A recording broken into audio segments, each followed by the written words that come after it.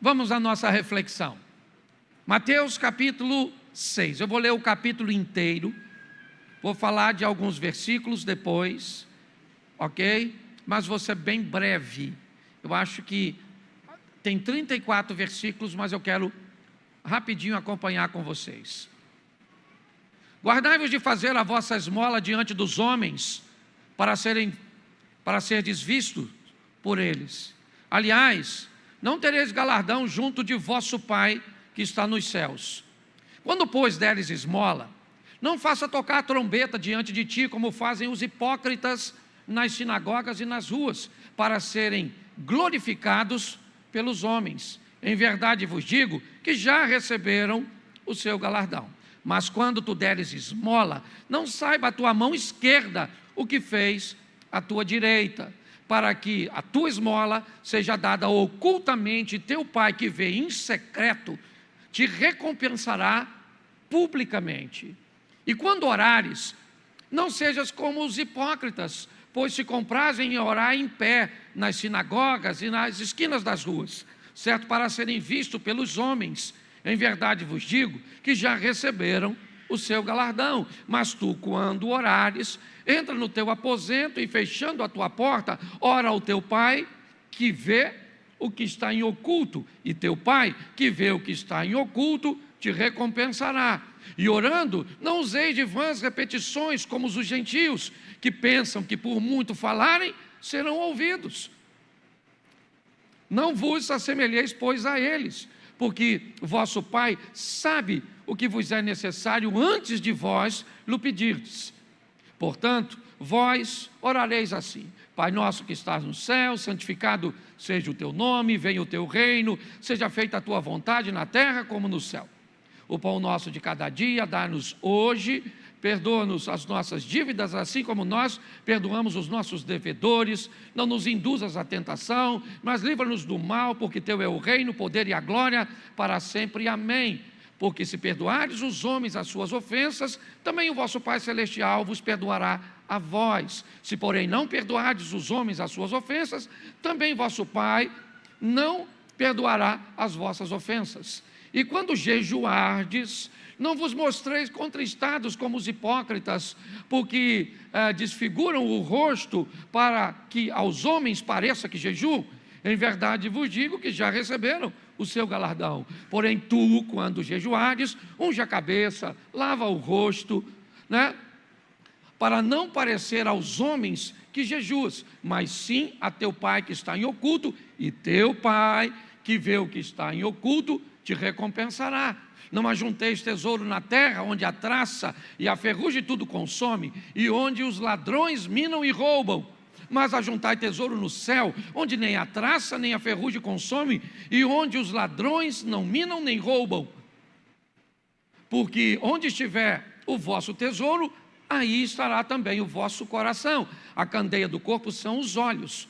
De sorte que, se os teus olhos forem bons, todo o teu corpo terá luz. Se, porém, os teus olhos forem maus, o teu corpo será tenebroso. Se, portanto, a luz que há em ti são trevas, quão grandes trevas, ou quão grandes serão tais trevas.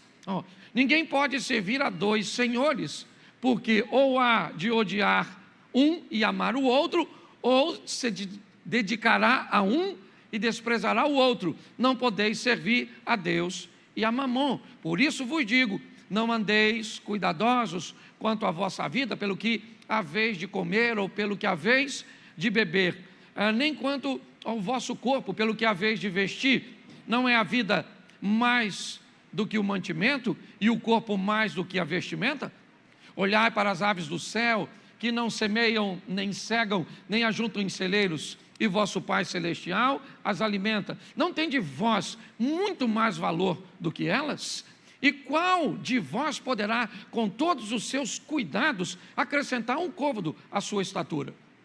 E quanto ao vestuário, por que andeis solícitos? Olhai para os lírios do campo, como eles crescem, não trabalham, nem fiam. E eu vos digo que nem mesmo Salomão, em toda a sua glória, se vestiu como qualquer deles. pois, se Deus assim veste a erva do campo, que hoje existe e amanhã é lançada no forno, não vos vestirá muito mais a vós, homens de pequena fé. Não andeis, pois, inquietos, dizendo que comeremos, ou com que, eu me assustei, ou com que o inimigo está atrás do microfone ou atrás da mesa de som. Que comeremos e beberemos, ou nos vestiremos. Vamos embora. Porque todas essas coisas os gentios procuram. De certo que o vosso Pai Celestial bem sabe que necessitais de todas essas coisas.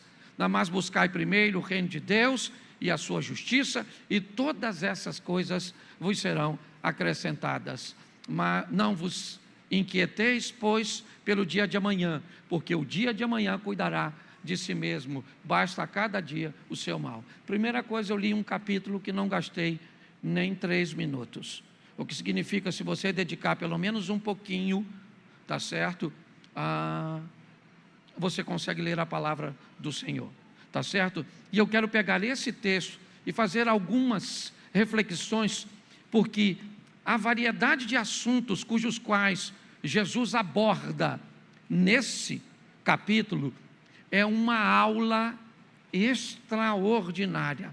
Provavelmente mais de 10 mensagens poderiam ser extraídas, né, só dos pontos que eu vou apresentar a você. Mas a primeira coisa que eu quero que você entenda é que num ano de mudança, esse é um capítulo que nos expõe a fazer o oposto do que o comportamento atual tem exigido de nós. Esse é um capítulo que ele vai nos expor a fazer as coisas sem a necessidade de observadores, sem a necessidade de sermos ovacionados, de nos sentirmos prestigiados, elogiados. Não. Eu não sei se você observou, mas inúmeras vezes o texto fala de recompensa pública. O verso 5, recompensa pública. O verso 18, recompensa pública. Mas em muitos outros versículos deste capítulo, nós vamos ver: o vosso Pai Celestial vos retribuirá. Deus sabe que nós estamos também em busca de reconhecimento. É muito legal, é muito bom, é muito prazeroso fazer alguma coisa e sentir que somos reconhecidos porque fizemos aquilo bem feito. Tá certo? Então não há erro nenhum, não há nenhum problema em querermos notoriedade, em querermos reconhecimento. Porém, chegamos um momento em que tudo que se faz precisa ser visto. Tudo que se faz nós queremos mostrar. Vamos tomar um café da manhã antes de mexer no copo, no pão. Se ele for bonitinho, se nós acharmos que ele pode criar um bom impacto nas pessoas, nós então tiramos uma foto e publicamos, para que as pessoas vejam o que nós estamos comendo, onde estamos comendo, certo?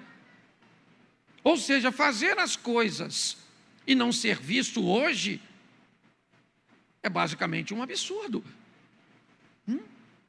Qual sentido faria alguém sair daqui para participar da caminhada do Nicolas até Brasília? Faz todo sentido, sim ou não, para lutar pela liberdade, por nossa nação, sim ou não? Mas me diga quantas pessoas fizeram isso e não postaram na sua rede social?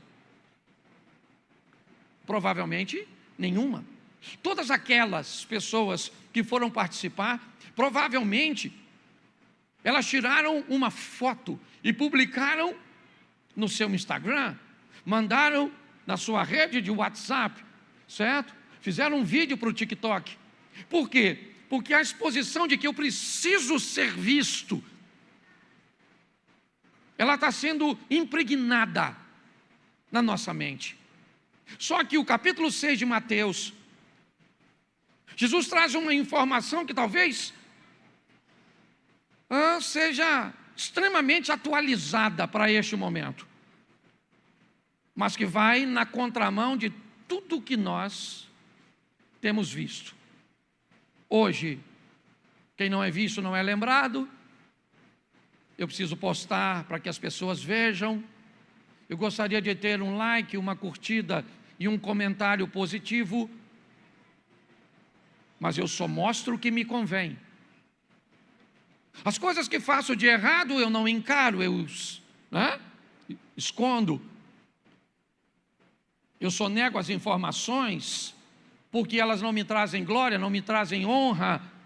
Enquanto na verdade a Bíblia nos expõe a escondermos, ou pelo menos ocultarmos as coisas boas que fazemos e encararmos as ruins, para que possamos parar de praticá-las. Mas a ordem hoje é: mostre para todo mundo o que você acredita ser bom, tá certo? E esconda de todo mundo os seus defeitos, até mesmo de você ou das pessoas que poderiam te ajudar a melhorar.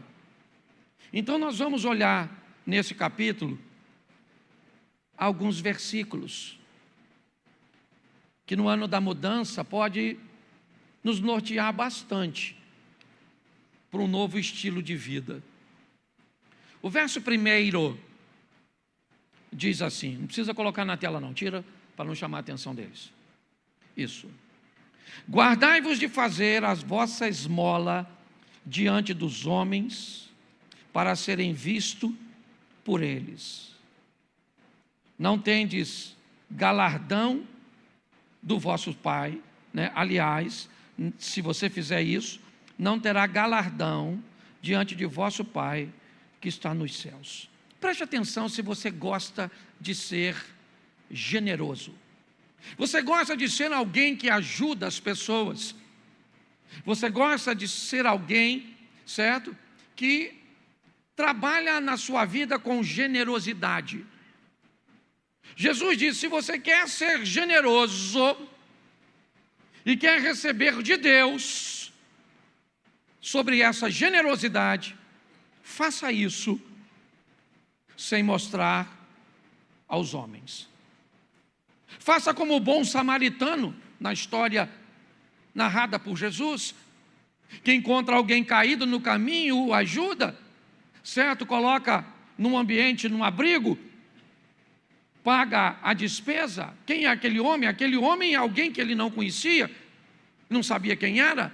Pelo menos essa é a tônica de Jesus. A tônica é mostrar generosidade sem a necessidade de receber o reconhecimento dos homens, para que possamos receber um pagamento que vai além das coisas humanas, para que sejamos pagos ou retribuídos pelo próprio Deus. Quando olhamos Jesus transformando a água em vinho, vemos ele basicamente salvando uma festa, mantendo alegria naquele ambiente, porém ninguém soube o que ele fez. Altamente discreto, ok? Ele entra naquela história, salva aquela festa, ok? Foi extremamente generoso com aquela família, foi extremamente obediente à solicitação de sua mãe, mas altamente discreto, buscando oferecer exemplo para todos nós. Olha, um menino que levava consigo um lanche para ele. O lanche era dele, a comida era dele, os 5 pães eram dele, os 2 peixes eram dele. Provavelmente aquela turma que sentou mais distante não fazia a mínima ideia de onde surgira tanto alimento. Mas o alimento surgiu da generosidade de um menino que pegou algo que era dele e entregou nas mãos de Jesus. E Jesus fez um milagre. Se você planeja ou deseja ou quer levar uma vida de generosidade, e não há cristão de verdade que não seja generoso, uma das maiores virtudes de um cristão é ser generoso, é de alguma forma conseguir melhorar a vida de outra pessoa. Olhar para alguém que está sofrendo e que às vezes não precisa nem do seu dinheiro. Tem uma igreja de um amigo que todo final de ano eles fazem um trabalho, eu não lembro direito o nome, mas é um trabalho que tem o propósito de abençoar o próximo ano. Eu não lembro o nome que eles dão. E aí eles pedem que os membros da igreja orem para receber no coração um discernimento de na vida de quem eles deveriam ofertar. E aí então, um rapazinho bem humilde orou e recebeu no coração a direção de ofertar R$50 na vida de um homem. O que ele não sabia é que aquele homem era o homem mais rico da igreja. E o que ele não fazia ideia, que ele era o homem mais miserável da igreja. Você deve, talvez, estar pensando que esse homem rico deu alguma oferta para o garoto que deu os R$50, mas não deu não. Ele foi correndo no pastor, chorando, dizendo que Deus estava dando uma grande lição nele, mandando um garoto com tão pouco recurso dar uma oferta para alguém tão rico. E este ato abriu a generosidade no coração daquele homem. Então, ser generoso não é uma opção, não. Apesar de não estar nos 10 mandamentos diretamente, poderíamos até introduzi-lo no amar o próximo como a si mesmo. Está certo? E outra coisa, quando a Bíblia diz que nós devemos aceitar as palavras do Senhor é uma coisa, mas quando a Bíblia nos manda esconder os mandamentos é outra. Porque palavra você pode até recusar, mas mandamento não se recusa, se obedece. Então é muito importante, primeiro, que sejamos generosos, mas segundo, que tenhamos um entendimento que o que fazemos, fazemos para Deus. Se você fizer para as pessoas, é só uma questão de tempo até você parar de fazer. Vai servir na igreja, serve para quem? Você serve às pessoas? Simplesmente? Então tá bom, basta alguém ser sem educação com você, basta alguém não ser cortês com você, que você não tem mais intuito de servir. Quando nós fazemos para que a recompensa venha do Senhor. Então você quer ser generoso? Deve. Agora, faça isso de forma discreta. Faça isso de forma que o Senhor venha te retribuir. É isso que ele começa falando. Quando você der esmola, quando você ajudar alguém, faça quietinho, certo? Porque Deus vai te recompensar. Posso ouvir um amém? Amém. Verso 5. Coloca um pouquinho, isso. Quando orares, pode tirar. Preste atenção. Quando orares, você quer ser alguém espiritual? Você quer ser alguém que seja reconhecido por ser alguém espiritual? Cuidado, porque um dos requisitos para isso é oração. Mas Jesus disse que quando você orar, cuidado como você ora. Cuidado para não procurar aparecer com suas orações, ser visto pelos homens. Olhe bem, Jesus está dizendo que se eu quero ser considerado alguém espiritual, um homem, uma pessoa de oração, eu não preciso mostrar isso para os outros. Isso não significa que os outros não vão reconhecer isso em você. Lembra? Um homem espiritual está passando e uma mulher chama seu marido e disse: vejo que este que passa sempre por nós é um santo homem de Deus. Aquele casal viu Deus na vida do profeta Eliseu. Eles viram Deus. Se você quer ser alguém espiritual, cuidado. Se na verdade você não quer ser alguém espiritual, não para Deus, mas para você mesmo. Quando você faz isso, inevitavelmente, segundo a Bíblia, você já recebeu o seu galardão. Se a sua intenção é chegar aqui na igreja e fazer alguma coisa para Deus, ou fazer alguma coisa, e a pessoa reconhecer, tá bom. E se ela reconhecer, você já teve o pagamento que você queria, o reconhecimento dela. Mas se quando você faz, você não está preocupado com se a pessoa vai reconhecer ou não, você quer fazer para Deus, e ser mais forte, e ser mais consistente. Por isso, não se preocupe em mostrar para as pessoas o quanto você sabe, o quanto você lê, certo? O quanto você ora. Não precisa. Não, porque essa madrugada, eu orei de 3 às 7 da manhã. Sério?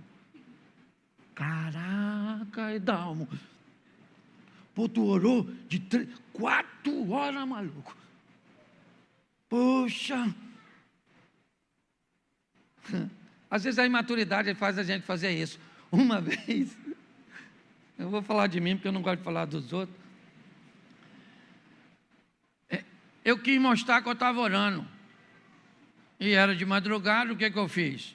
Botei o telefone no temporizador, joelhei e tirei a foto de eu orando. A gente é quase doido, não é não? E postei. Um miserável de um filho de Deus, porque não pode ser do Satanás pela pergunta que fez. A essa hora, posso perguntar quem tirou a foto? Era eu. Para mostrar para os outros que eu oro nas madrugadas. Falei, Cláudio, toma vergonha nessa cara, você já passou dessa fase. Jesus está dizendo, se você quer ser alguém espiritual, não é querer, isso é uma obrigação sua, certo? Mas não precisa mostrar para os outros, entendeu? Isso é algo entre você e Deus. Posso ouvir um amém? Amém. Isso aí, porque o próprio verso 5 termina dizendo o quê? Coloca aí, por favor, isso, ó.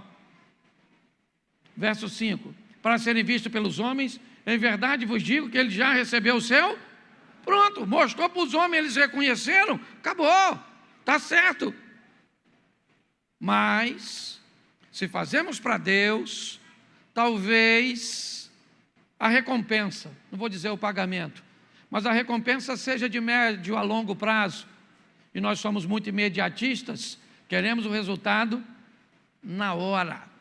Quem aqui, em nome de Jesus, toda mentira caia por terra agora, entendeu? Quem aqui já postou algo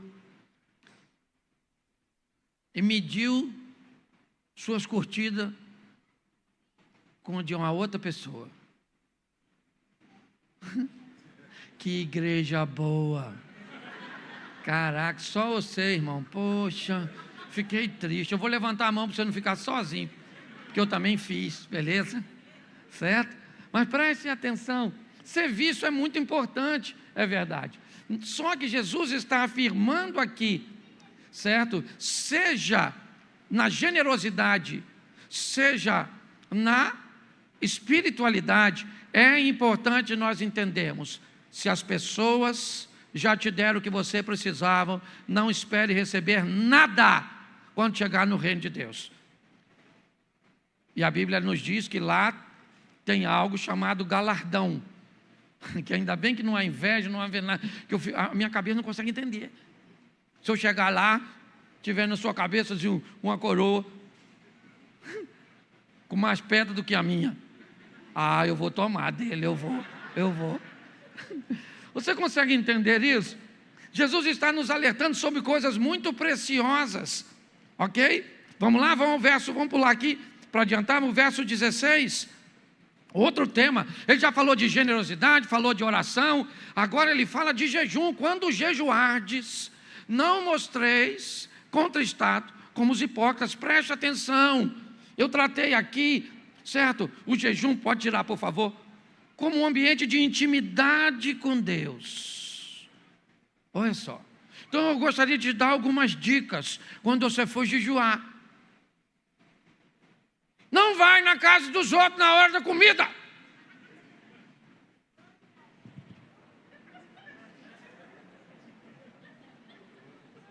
Quer comer? Come aí. Opa, come um pouquinho. Está passando mal? Então come. O que é? Dieta. A pessoa começa a querer investigar. Estou num propósito. É maneiro, mas perde o efeito. Segundo Jesus, aí o pessoal só... Você está entendendo? Você tem que ter cuidado com isso. Certo? Olha, você tem que fazer, preste atenção. Tem que ser feito. Mas quando você estiver fazendo, certo? Evite esses ambientes, para que os outros vejam.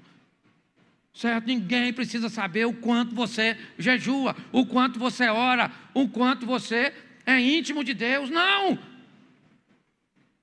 Não, as pessoas não precisam saber disso por você.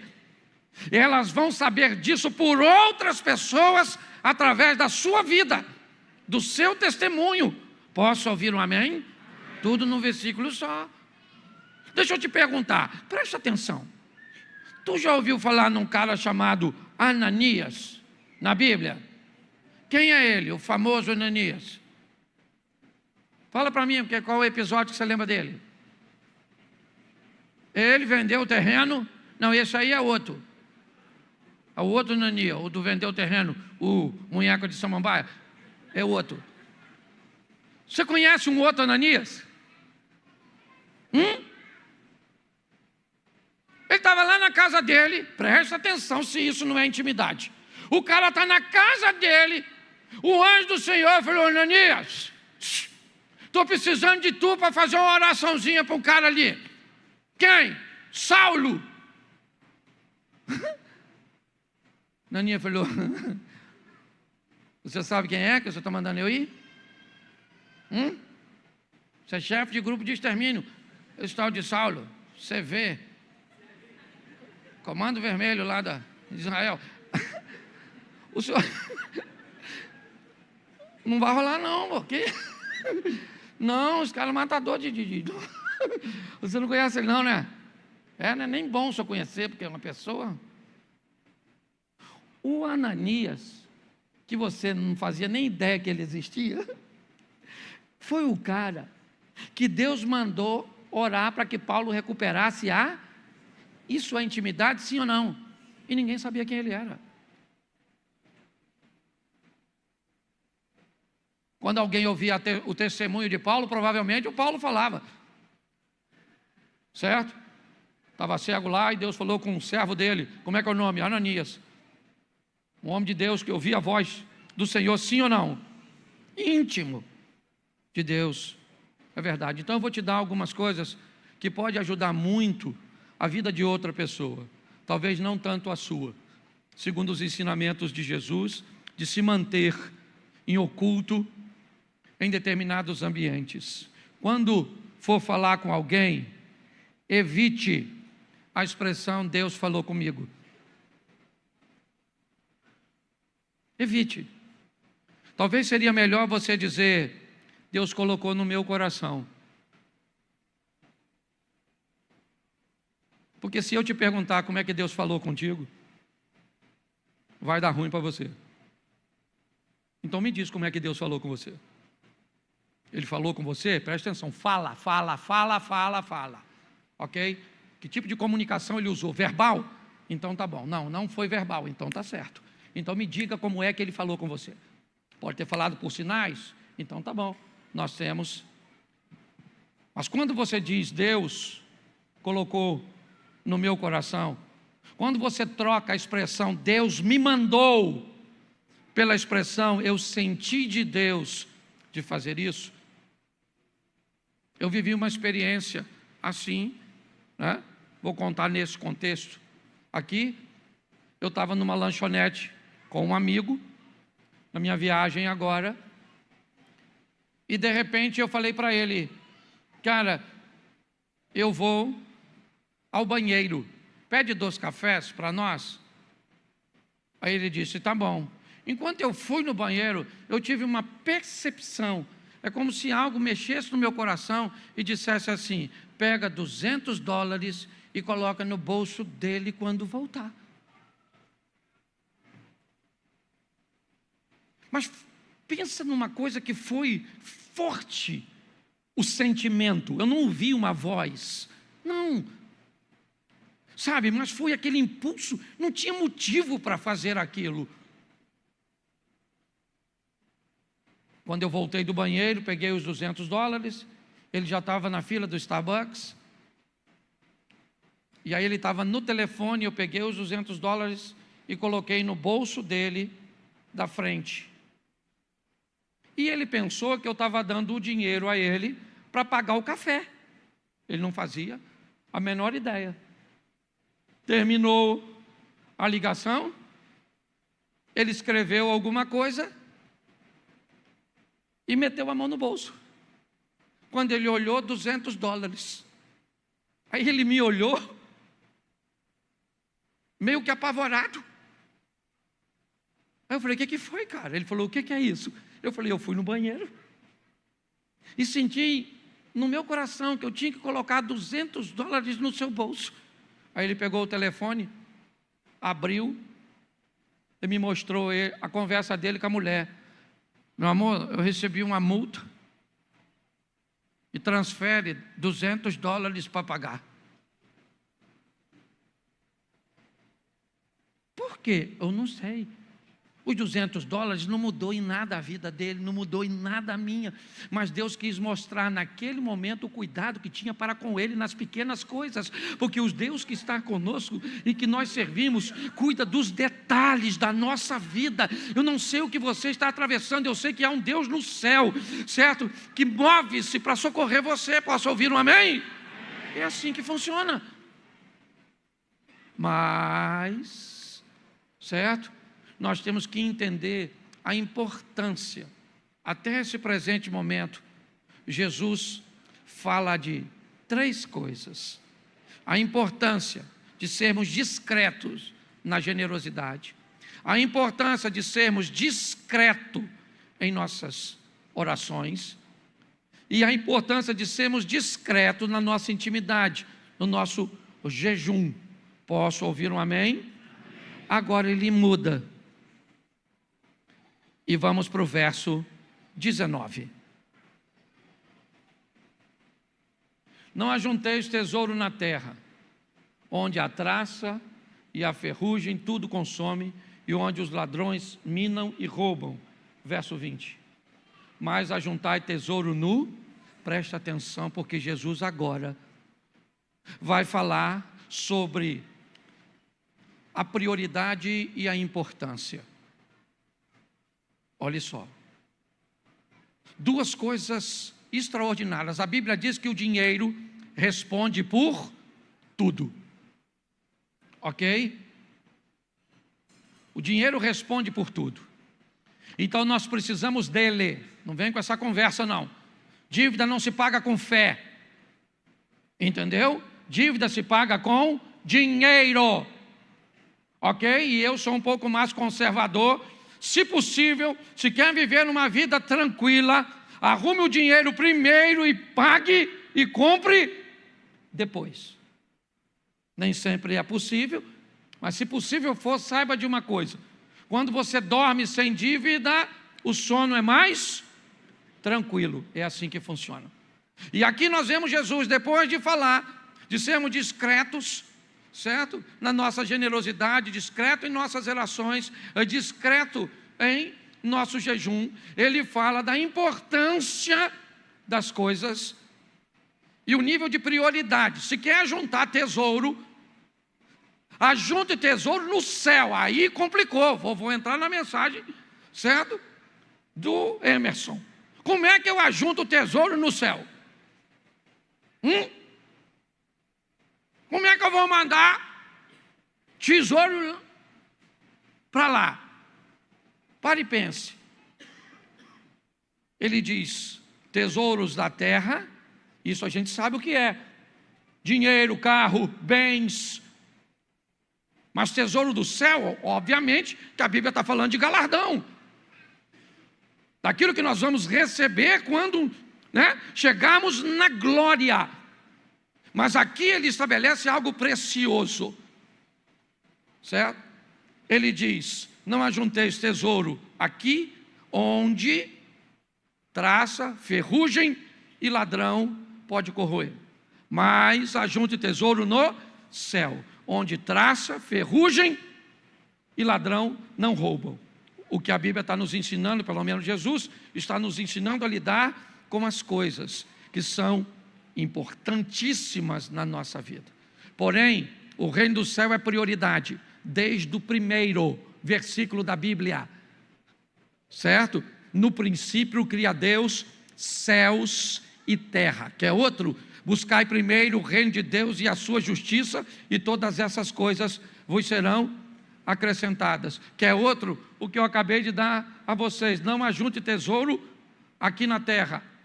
Então a Bíblia sempre nos expõe a entendermos que a prioridade é o céu, e a terra é importantíssimo. Não negligencie coisas materiais. Não brinque com dívidas, não brinque com dinheiro, não brinque. Dinheiro não leva desaforo. Aprenda a lidar com isso. Jesus está sendo muito incisivo ao falar com seus discípulos, com seus ouvintes. Aprendam. Ok? Entendam a importância do céu. Ah, mas o dinheiro não. Ah, não, então vamos lá, pega Davi, pega Salomão, pega Abraão, pega Isaac, pega Jacó, pega José, pega Salomão, pega esses caras, todos eles, homens de Deus, que enriqueceram, mas que entenderam a prioridade. E mais à frente nós vamos entender por que Jesus está falando disso. Mas o verso 22, ele muda novamente. A candeia do corpo são os olhos. De sorte, se os teus olhos forem bons, todo o teu corpo terá luz. Mas o próximo é bem pior que esse. Se, porém, os teus olhos forem maus, o teu corpo será tenebroso. Bom, até aí está tudo certo. Se os meus olhos forem bons, no 22, meu corpo vai para a luz. O 23 diz, se os meus olhos forem maus, meu corpo, certo, será tenebroso. Mas tem um problema pior ainda. Se, portanto, a luz que em ti há ação, bom, tem um perigo maior. Se meus olhos forem bons, meu corpo anda na luz. Os olhos são maus, meu corpo anda em trevas. Mas e quando eu penso que meus olhos são bons e eles são maus? Quando a luminosidade, a bondade, quando alguém me convenceu de que eu estou fazendo algo errado aos olhos de Deus, mas correto aos olhos da sociedade, e eu acredito que essa postura minha é luz. Jesus disse, quando a luz que há em ti são trevas, quão trevas serão? Porque você sequer é capaz de enxergar, de ver, de avaliar as coisas. Por que você acha que Jesus facilitava a comunicação de seus ouvintes? Por que você acha que inúmeras vezes, ao chegar em casa, eu imagino, quando Jesus começava a contar uma parábola, o discípulo sentava e fazia assim um para o outro, ó. Lá vem ele de novo, achando que está falando com criancinha. O reino do céu é semelhante a uma redinha jogada no mar. E aí, quando chegava em casa, os discípulos falavam com Jesus. Pô, Jesus, por favor, o senhor está fazendo pouco caso do nosso raciocínio. E eles queriam saber por que é que o senhor fala com eles por parábolas. Jesus disse, é simples, porque vocês conseguem entender o que eu falo. Os outros não. Eu não sei se você já ouviu a historinha do pastor que viajou, estava de férias e foi visitar uma congregação, lá, pequenininha, na cidade que ele estava viajando. Mas ele resolveu não falar nada, porque ele ficou com medo de dar uma oportunidade para ele, então ele ficou quieto só para assistir. E o pastor mandou-lhe bala e pregou. No final o culto acabou, o pessoal está indo embora, ele levantou, foi lá na frente e falou: pastor, como é que vai o senhor? Eu também sou pastor na cidade e tal. Por que é que o senhor não falou? Eu tinha, apresentado o senhor. Ele falou: não, eu estou de férias. Ele falou: o senhor toma um café comigo? Ele saiu um pouquinho, foi no gabinete tomar um café.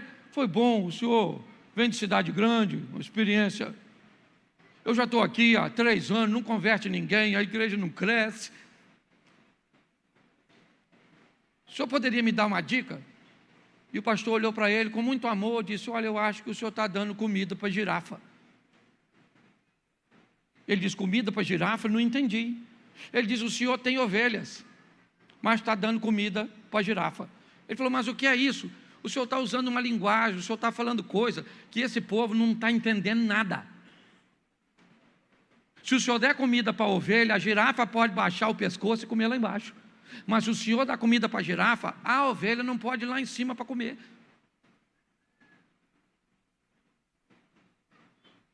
Então, a proposta de Jesus sempre foi facilitar para que as pessoas conseguissem abrir os seus olhos, para enxergar de forma correta. Mudança de ótica. Se os seus olhos forem bons, se você aprender a distinguir as coisas. O que é distinguir? Você quer distinguir? Você é generoso. Aprenda a distinguir necessitado de aproveitador. Na igreja está assim de gente, doido para pregar um otário. Eu sou pastor, posso usar essa linguagem. Sabe? Alguém que não saiba distinguir entre o necessitado e o aproveitador, encosta em você, parece um parasita, uma sanguessuga. Parece alguém que não tem dinheiro para pagar a conta do Wi-Fi e usa a sua senha. Quando chega a sua vez, o troço está pesado. Não baixa nada, claro. Assim, Aí, um dia você acorda. Estão abusando de mim. Nunca mais ajudo ninguém. Para o inferno, não é verdade. É obrigação sua. Está assinando, pegar uma irmãzinha carente na igreja, para o cerol. Verdade ou mentira? E a obrigação da senhora olhar com os olhos espiritual. Legal ele, hein? Intenção ruim. Não que eu não goste da intenção, mas eu não gosto do resultado que a intenção vai me trazer. Está assim. Sim. Então aprenda a olhar em todos os ambientes, gente. Olhos bons traz para você, não é? Tem gente que acha que olhos bons é apenas uma visão otimista. Não, é identificar o que é um bom negócio, o que é um mau negócio. Pronto. Um cara me chamou para um negócio extraordinário. Beleza. Falei: cara, é isso mesmo que você está me propondo? É. Falei: dá para ser nessas condições? Ele falou: dá. 15 dias depois ele começou a me fazer pedidos cujos quais não estava no combinado. Eu mandei uma mensagem para ele, falei: irmão, antes de dar seguimento a isso, vamos fazer o seguinte: o que você está me pedindo eu não vou fazer, porque se eu soubesse que era isso, eu não tinha entrado no negócio. Então, como eu ainda não comecei a construir, não coloquei dinheiro ainda, tá certo? Eu quero deixar bem claro, isso eu não vou fazer. Será que eu estou confundindo? Ele falou: não, está do jeito, eu é que me coloquei ou me expressei de forma equivocada. Então é obrigação sua, entendeu? Ter uma visão a respeito das pessoas, de Satanás, de Deus, de seu cônjuge, de seus filhos, de seu pastor, de seus membros, é obrigação sua. Se os seus olhos forem bons, você conduz a sua vida para um ambiente de luz. Qual é a vantagem da luz, pelo amor de Deus? Ela evita com que você tropece, ela evita que você caia. Se apagar a luz aqui agora, nós vamos esbarrar nas cadeiras, eu posso tropeçar na caixa de som. Mas quando uma luz acende, os problemas continuam diante de mim, mas eles agora, certo, não me causam problemas. Por isso, Jesus está dizendo, agora, se algumas pessoas sequer são capazes de observar e de reconhecer que a luz, que ela acredita ser luz, na verdade, são trevas. Se você quer se convencer de que seu relacionamento íntimo com seu namorado, com seu noivo, é um relacionamento que Deus aprova, aí fica difícil. Eu era membro de uma igreja, quando um camarada me pediu oração para entrar numa campanha no monte com ele. Eu levei ele no monte, ali em frente à igreja batista, assim, ali, e fiz com ele uns 3 dias. Depois do 3º dia, eu falei, eu vou perguntar a ele qual o propósito da oração, que eu só estava lá de joelho dobrado, falando, Senhor, abençoa o teu filho, dá vitória para ele, entra com providência. Ele estava fazendo a campanha para a mulher do vizinho. Eu orei 3 dias, brother, para Deus dar a mulher do vizinho para ele.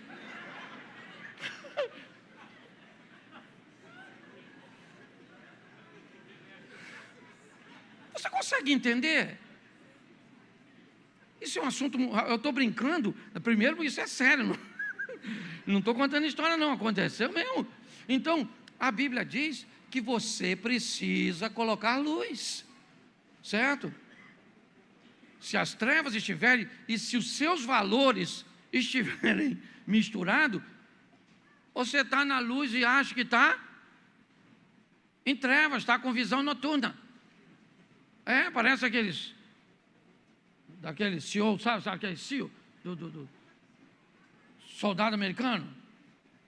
Entende? Então nós temos que cuidar da nossa ótica, para você ter uma vida mais tranquila. Vamos no 24? Põe aí.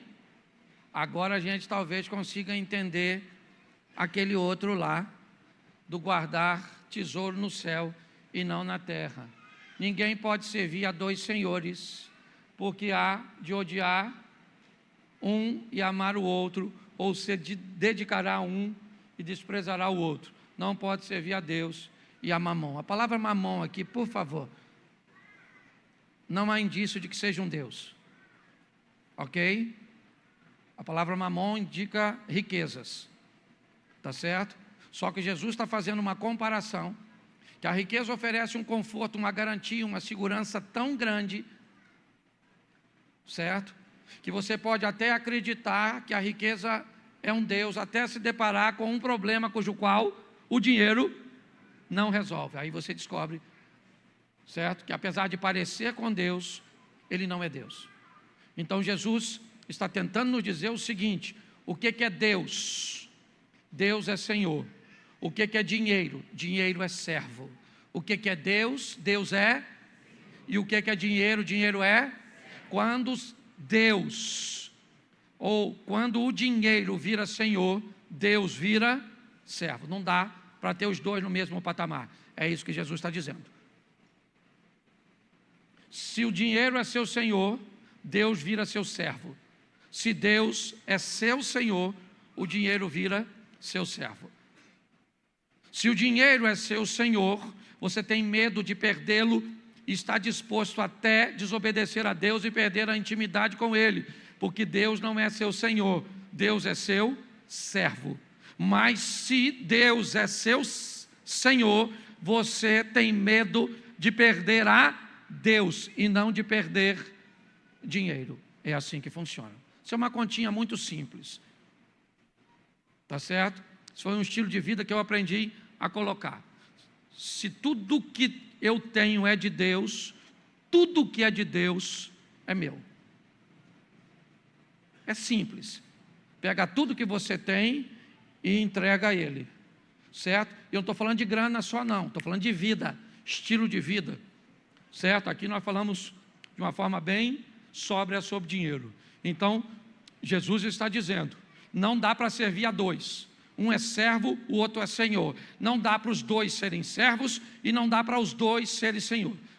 Tá certo? Um é senhor e o outro é servo. Agora, quem é servo ou senhor na sua vida, isso quem sabe é você. Mas ele nos advertiu ainda no capítulo 6. Ó, tudo isso é só no capítulo 6. Quer mudar? Agora ele muda de dinheiro. Ele já falou aqui, ó, vamos lá, rapidinho. Ele já falou de generosidade, falou de espiritualidade, falou de intimidade com ele, falou de importante e prioridade, falou de mudança de ótica, certo? Agora nós vemos aí Deus e o dinheiro, quem é servo e quem é senhor, e agora ele muda de novo de assunto, certo? E ele vai para o verso 25, coloca aí, verso 25, por isso vos digo, não andeis cuidadosos, preste atenção, agora Jesus vai falar sobre a preocupação com o futuro, a ansiedade, né? Como alguns, já virou até clichê,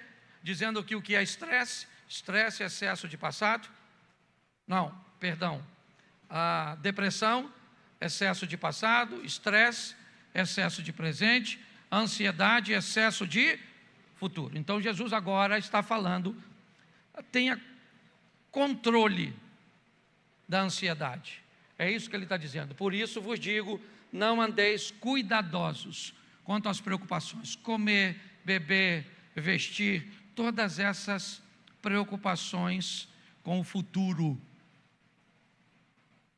Hoje muitas pessoas estão sofrendo de ansiedade, certo? Porque estão preocupadas demais com o futuro.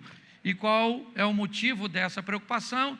Talvez olhos ruins, certo? Fizeram negócios ou entraram em situações desagradáveis, talvez vivem ansiosas, cheia de dinheiro, mas o dinheiro é senhor, se o dinheiro é senhor, Deus é servo, ok? Então nós invertemos valores e todas as outras aplicações dos pontos anteriores que eu não vou fazer agora.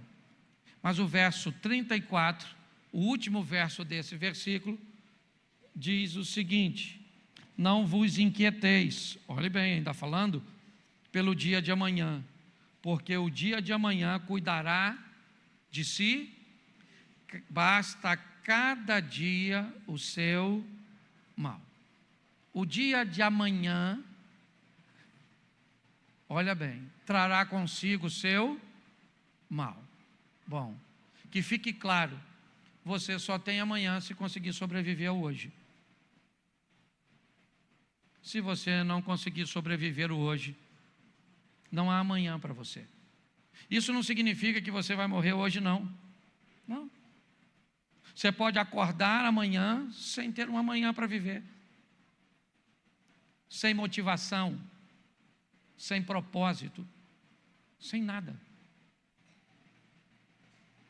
Eu levei 3 minutos para ler o texto. Já estou quase 1 hora falando com vocês sobre alguns versículos isolados. Eu quero recomendar este capítulo para vocês, porque a variedade de assuntos e a importância e relevância que ele tem para a nossa vida aqui na terra. Porque preste atenção, qualquer coisa que você tente falar hoje, no maior veículo de comunicação, internet, enfrenta a adversidade dos haters. Qualquer coisa que você possa, eles levam para a política, levam para a acusação, ou seja, o evangelho falado está perdendo força. Essa é a verdade. Hoje as pessoas não estão querendo mais ouvir você falar de Jesus. Elas estão querendo ver Jesus em você. Entendeu? É isso. Então a nossa vida precisa mudar. Nós entendemos que chegamos até aqui com um dos modelos de evangelismo mais eficientes do mundo, o assembleiano. Essa é a verdade. Foi com isso que chegamos aqui e ainda é uma das igrejas que mais crescem, a Assembleia de Deus, ou das denominações que mais crescem. Mas nós sabemos que elas se atrasaram um pouco em alguns ambientes de comunicação, em algumas exposições, é verdade. E isso pode até ter aproximado muito as pessoas de um estilo de vida de maior santidade, mas afastou as pessoas do crescimento pessoal, do amadurecimento, da responsabilidade de lidar com seus atos. O que nós queremos é ver pessoas capazes de pregar com sua vida, em todas as áreas. Alguém olhar para você e ver você vestido decentemente.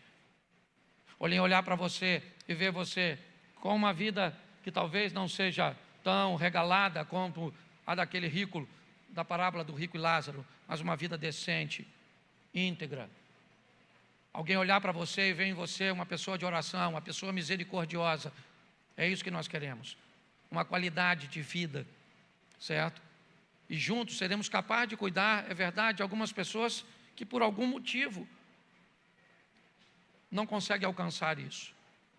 Tem pessoas desfavorecidas, é verdade. Jesus disse: os pobres sempre tereis convosco. O que indica que alguém vai precisar ajudar alguém economicamente. A palavra pobreza ali fala realmente de ausência de recurso. Mas para isso, eu vou precisar ter condições de ajudar alguém materialmente, de ajudar alguém emocionalmente, de ajudar alguém espiritualmente. Esse é nosso papel. No ano da mudança, queremos substituir a bicicleta por um carro. Queremos. No ano da mudança, queremos substituir a casa pequena por uma casa mais ampla. No ano da mudança, queremos motivar você a investir em você mesmo, a estudar, a expandir. Mas no ano da mudança, queremos também que você olhe para as pessoas com os olhos de Jesus. No ano da mudança, nós queremos que você olhe para você com mais responsabilidade de um servo, de uma serva de Deus, que precisa fazer com que o nome do Senhor seja glorificado através da sua vida. No ano da mudança, nós queremos que alguém que trabalha com você, antes de ir embora, numa quarta-feira, por volta das 3:30 da tarde, sabendo que você faz parte de uma congregação que tem um culto na quarta noite, chega até você e diga: ora pelo meu casamento, ora pelo meu filho, me dá uma ajuda em oração, interceda lá por mim. Alguém saiba que nós somos cristãos, não porque nós carregamos uma Bíblia, mas porque nós vivemos um estilo de vida. 2026 seja um ano onde nós alcancemos o coração de pessoas que estão longe do Senhor. Onde? No seu campo de ação. Onde? No seu mundo. Seu mundo não é o mesmo do meu. O meu mundo é esse. Xerém, eu moro ali no cantinho. Meus amigos, vizinhos, minha comunidade. O seu mundo é Santa Cruz da Serra. O seu mundo é a Figueira, o Jardim Primavera, o Pilar. O seu mundo, a Vila Canaã. Eu não sei. O seu mundo talvez seja envolto a uma oficina mecânica. O seu mundo seja envolto a um cabeleireiro. Eu não sei onde é o seu mundo. Quem são as pessoas que fazem parte dele? Eu sei que a Bíblia diz: ide por todo mundo e pregai o Evangelho. Então o seu mundo precisa ouvir, e não ouvir mais essa voz que eles estão cansados, de pastores mercenários. Você viu o Emerson falando aqui, a palavra da oferta? Quando Malaquias recebe aquela visão, ele está falando dos líderes, dos sacerdotes primeiro. Só no último versículo ele diz: todos vós me roubais. todos vós. Mas sabe por que o povo estava roubando? Porque os líderes roubaram primeiro. E como os líderes começaram roubando, o povo terminou roubando. Os líderes começaram com a infidelidade, os que vieram depois deles também foram infiéis. Por que você acha que hoje o Brasil vive tudo que está vivendo? Por que você acha que basta dar um engarrafamento que alguém vai caminhar pelo acostamento? Pare e pense. Se ele viajar para a América, ele pode ir de moto para a América. E quando o trânsito parar, ele vai parar atrás do carro e pronto, acabou. É assim que funciona. Ele vai andar 3 horas da manhã no trânsito da América. Não tem nenhum carro na rua, nada. O sinal fechou, ele vai parar e acabou. Na maioria das esquinas tem uma placa lá de stop. Se vem carro ou se não vem, você tem que parar pelo menos durante 5 segundos. Todo mundo para. Se tiver uma fila de 100 carros, chegou na placa, né? Você já põe na sua mente 1, 2, 3, 4, 5 e depois que você vai. É assim que funciona. Mas quando alguém lá de cima começa a fazer e não temos impunidade, é só uma questão de tempo até as coisas chegarem. Por que você acha que o Brasil está desse jeito? Mas é a nossa nação. Se está bom, nós estamos aqui. Se está ruim, nós estamos aqui. E nós temos um Deus nos céus que pode nos socorrer. Precisamos, no ano da mudança, viver uma vida aos pés do Senhor, diante do altar do Eterno, com bom humor, que essa é uma característica da nossa igreja, sim, mas com muita seriedade, que não haja nada, não devemos nada a ninguém, certo? Louvamos e bendizemos o nome do Senhor com a nossa vida. Fique de pé, porque para você ter amanhã, você tem que sobreviver o hoje. Se hoje está difícil, Deus é contigo. Que você tenha uma semana extraordinária. Uma semana, pastor, eu queria aceitar Jesus, eu queria voltar para Jesus. Se você quer fazer isso, no final do culto, sai pelaquela porta de trás, dobre a sua esquerda. No finalzinho tem uma portinha à esquerda. Lá vai ter alguém para te receber, para orar por você, para dar informações a você de nossos cultos e nossas reuniões. Mas se prepare, porque a Bíblia diz que cada dia traz consigo o seu. Então resolva o mal do hoje, porque se você não resolver o mal de hoje, amanhã tem mais mal. Tá certo? E ele vai se acumular. Feche os seus olhos. Pai,